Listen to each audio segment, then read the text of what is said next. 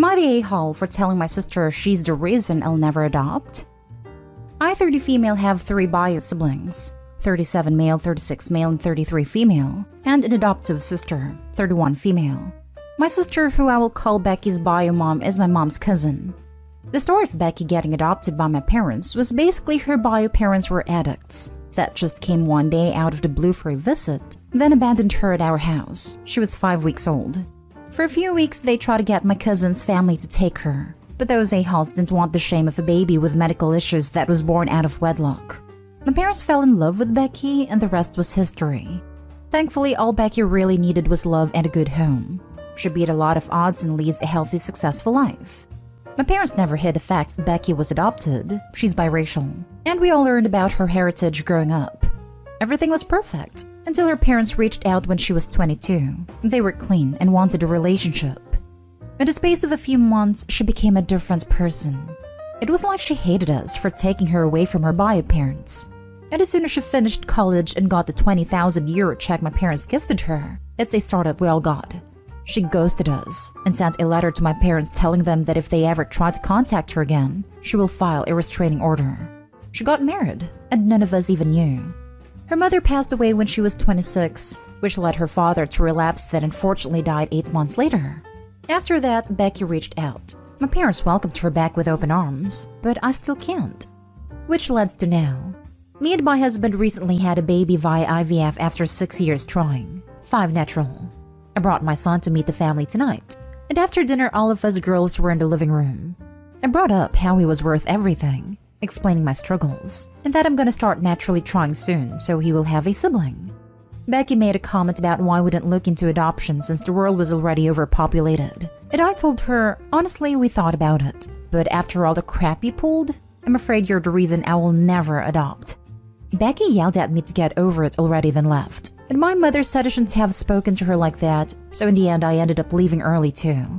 My siblings are on my side, but my parents are extremely mad. Now for the top comments.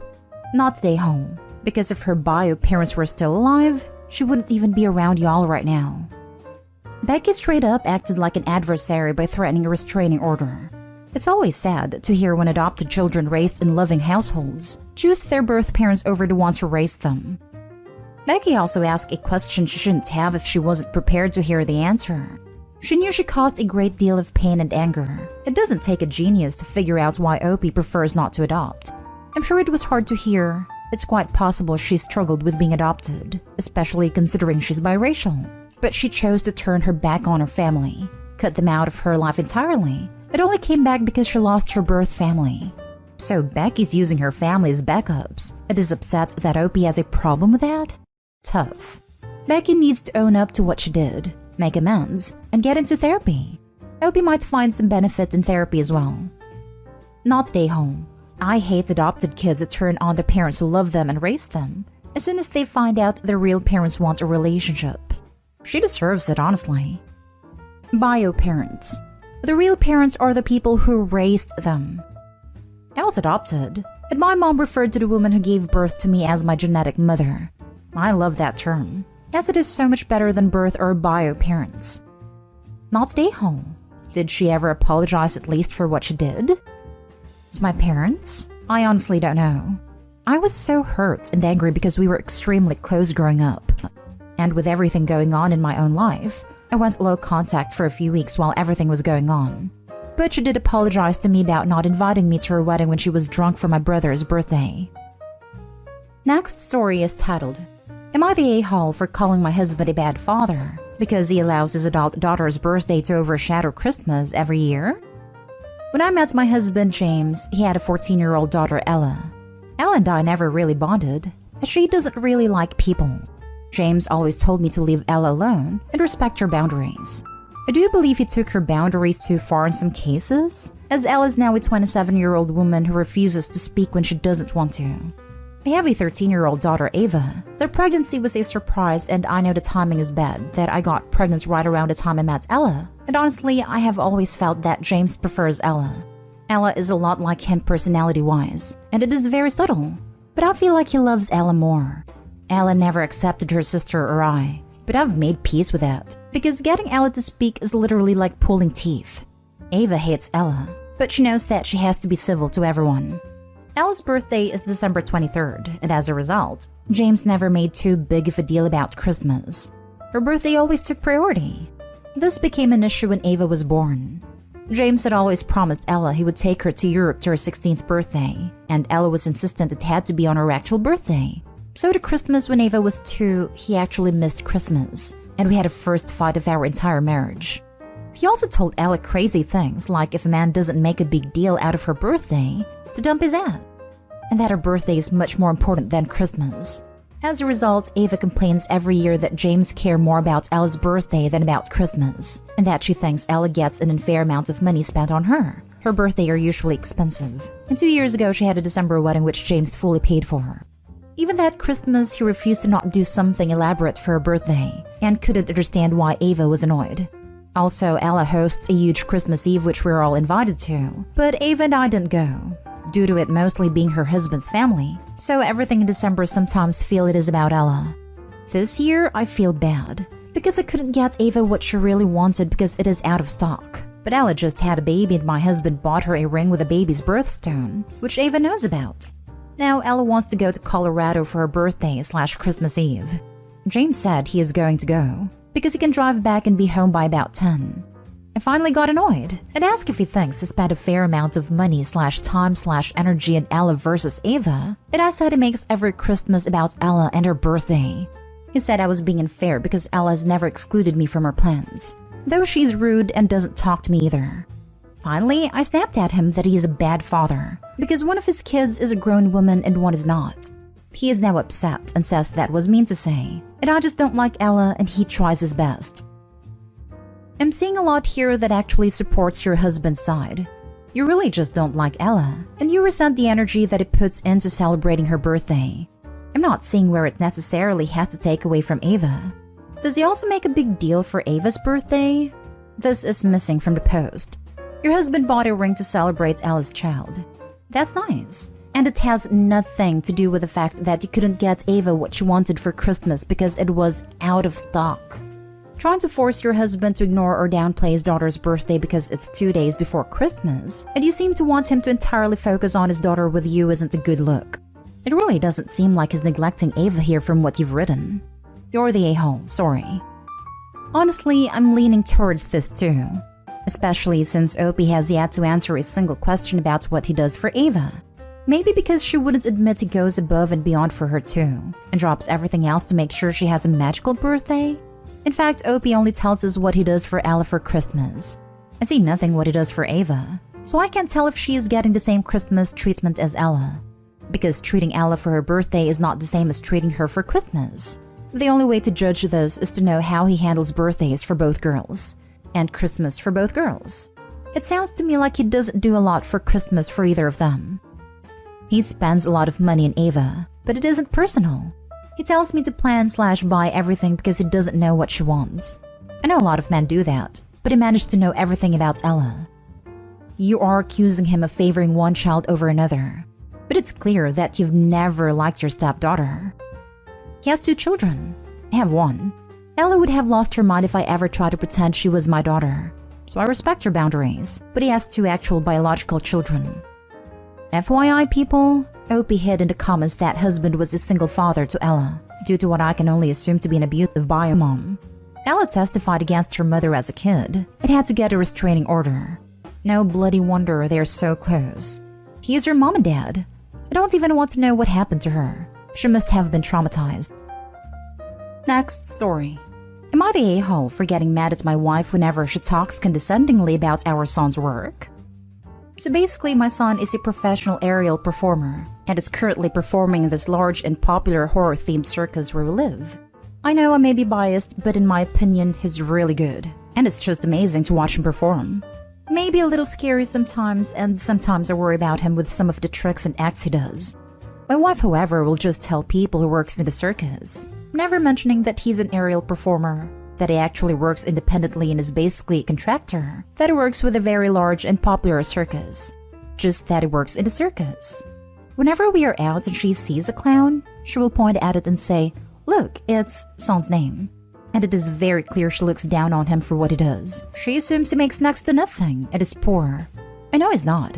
He doesn't make a crazy amount, but he makes enough to support himself well. This all came to a head when we were with some of her friends, and one of them asked if our son could entertain her kids at a birthday party, promising to pay him generously since he must be struggling. My wife laughed and responded with, "I'll see if it's free."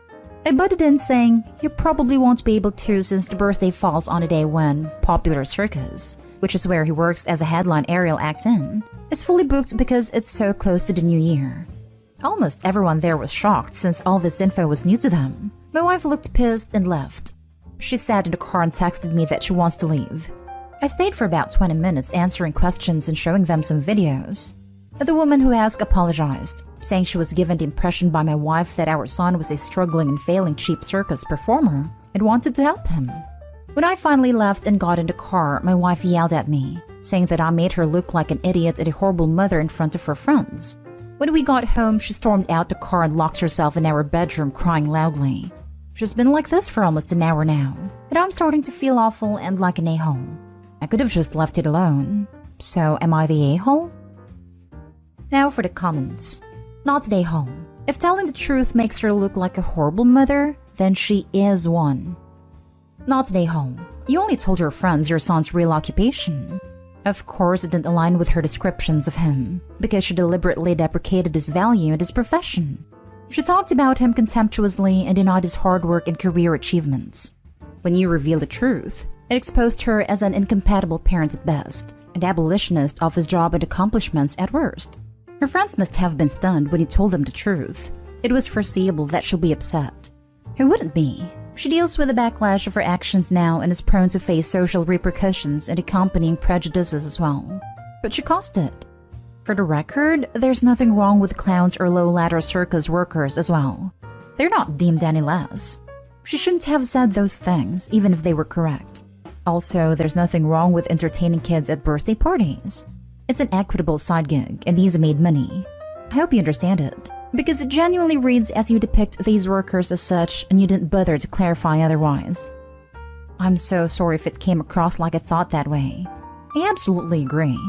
The circus wouldn't be complete without them. You didn't make her look like a terrible mother. She did that herself. I've been into music my whole life. Neither of my parents have ever supported me or stood up for me when someone made a stupid remark. Yes, who doesn't speak to them that often nowadays? Well, maybe she shouldn't act like a horrible mom, in general all-around a-hat. Not stay home. Not stay home. Your wife is really out of order. Seems like she has a big problem with her son not conforming to her standards of success, but her shaming and belittling him to others is disgusting. Aerial performers are amazing. It's a shame she's not proud of his skills or success. Last story. Am I the a-hole for asking my dad to pay me back money I gave him because he said I was only lucky in finding a job? I, 25 female, live with my parents and little brother, male 13. For backstory, I give my parents money monthly to help with rent plus bills. I often treat them all to nice restaurants when I get a bonus, and even buy groceries and snacks for everyone to use at home. I have never been very studious, and I barely managed a degree that I have no interest in. I did not enjoy the field and never looked for work in it. Instead, I wanted to explore my options and tried a bunch of different jobs, some that didn't always pay well. Even then, I still contributed to the house and managed my own expenses. I was always into video games and my parents had a problem with it since I can remember, saying that it's not a girly thing to do and it won't get me anywhere. Well, about a year ago, I got a job as a small copywriter for a video game-based page. It didn't pay well at first, but I worked very hard, got a promotion, and I'm now even in charge of sales and collaborations, where I make some decent money in commissions. The other day, my dad was talking to my brother, and I was passing by and overheard their conversation. My dad told him he must study hard and get a real profession, and not to be like me because I just got lucky in finding a job related to video games, and it's not real work. Here's where I might be the a-hole. A while ago, my parents needed some money in an emergency, so I gave it to them out of my savings. I even said it is okay, they don't need to pay it back. But after hearing my dad say I got to where I am because of luck, I walked up to him and said, "Remember the money I gave you guys? I'm going to need you to pay it back when you can. You see, who knows when my luck ran out, and I might need the money." My dad got mad and said I was an a-hole for being so petty over a small comment I made. when I know he doesn't have the money to pay me back. What do you think, guys? Am I the a-hole? Not an a-hole. Perhaps you should save the money you've been giving your parents and move out on your own. I live with them because they need help with the bills and stuff.